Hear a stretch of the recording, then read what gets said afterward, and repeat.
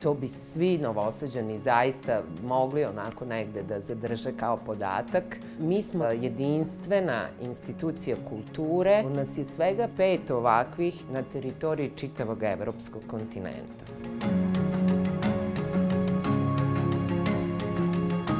Atelje 61, zato što smo nastali 1961. godine. Inicijator ideje bio je slikar, mozaičar i tapiserista Boško Petrović. U toj prostoriji se danas, dakle, bivšeg Boškovog ateljeja, nalazi naša produkcija, odnosno radionica.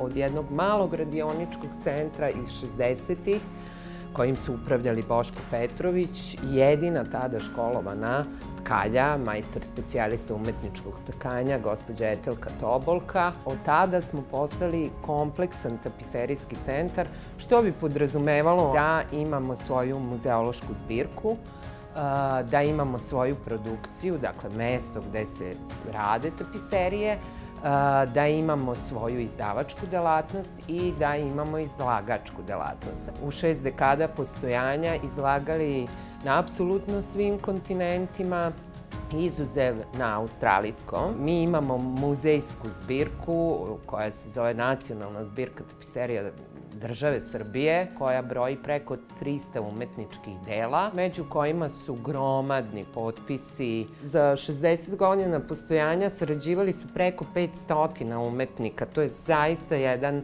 veliki broj umetnika s obzirom na količinu vremena koja je potrebna da se izradi jedna tapiserija. Tapiserija je umetnost koja je nastala u starom veku, dakle pre Hrista. Svoju zapravo vrlu popularizaciju doživljava u zemljama takozvane stare Evrope. Ona je smatrana umetnošću plavokrvnih. Mitovi, legende, biblijske teme, lovovi plemića. Jednostavno problematizovala je život plemstva.